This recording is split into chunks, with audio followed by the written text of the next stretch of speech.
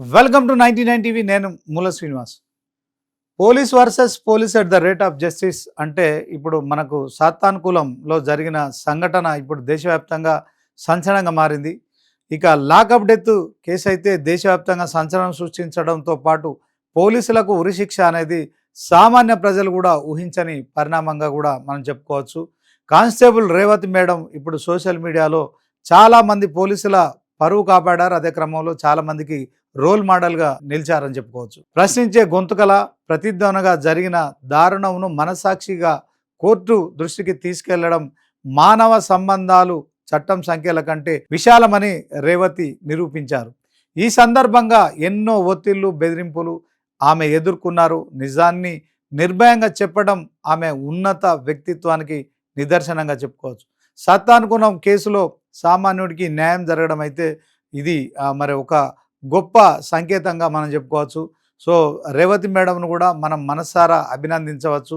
ఎందుకంటే ఒక 9 మంది పోలీసులపై ఆమె చెప్పిన సాక్ష్యం ఏదైతే ఉందో నిజంగా వాళ్ళు చేసిన తప్పులకు శిక్ష పడడంతో పాటు మరి పోలీస్ డిపార్ట్మెంట్లో ఆమెకు ఒకవైపు గౌరవం పెరుగుతుంది, మరొక వైపు సో తమిళనాడులో ఇలాంటి లాకప్ డెత్తులు ఎన్నో జరిగాయి కనుక సో పదుల సంఖ్యలో జరిగిన ఆ లాకప్ డెత్తుల విషయంలో కూడా ఎవరైతే ఆ లాకప్ డెత్తులకు పాల్పడ్డారో వాళ్ళంతా ఇప్పుడు గజ గజ వనకాల్సిన పరిస్థితి. హెడ్ కానిస్టేబుల్ రేవతిని అందరూ ఆదర్శంగా తీసుకుంటే సో తప్పు చేసిన వారికి శిక్షలు పడతాయి. అదే క్రమంలో తప్పు చేయాలంటే వెన్నులో వణుకు పుట్టే పరిస్థితి ఉంటుంది. ఇది మన అంబేద్కర్ రాజ్యాంగం ఇచ్చిన గొప్ప అవకాశంగా మనం చెప్పుకోవచ్చు.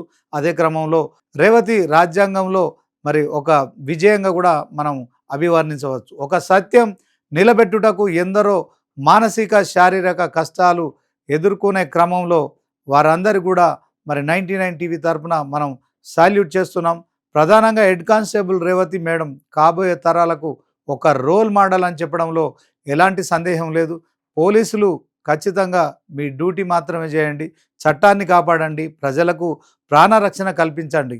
కానీ చిన్న తప్పులకే మీరంతా మరి చట్టాన్ని దుర్వినియోగం చేస్తూ చట్టాన్ని చేతిలోకి తీసుకొని సో ఇలాంటి ఆ చిన్న చిన్న కేసుల్లో మరి కనుక మీ అధికారాన్ని దుర్వినియోగం చేస్తే సో ఖచ్చితంగా మరి చట్టం పరిధిలో మీరు దోషులుగా మిగిలిపోతారు. చట్టాలని కాపాడాల్సిన మీ బాధ్యత ఒక రేవతి మరి ఒక హెడ్ కానిస్టేబుల్ ఒక మహిళ మరి భావితరాలకు కావచ్చు ఇప్పుడున్న తరాలకు ఆమె ఆదర్శం. అదే క్రమంలో పోలీసులు వర్సెస్ పోలీసు అదే క్రమంలో పోలీస్ డిపార్ట్మెంట్కు ఆమె నిజంగా తలెత్తుకునేలాగా చేసిందని చెప్పుకోవచ్చు. సో పోలీస్ డిపార్ట్మెంట్కు ఇదంతా రుచించకపోవచ్చు. చాలామంది పోలీసులు మరి కొంతమంది కఠినంగా ఉంటారు, కొంతమంది నిజాయితీగా ఉంటారు.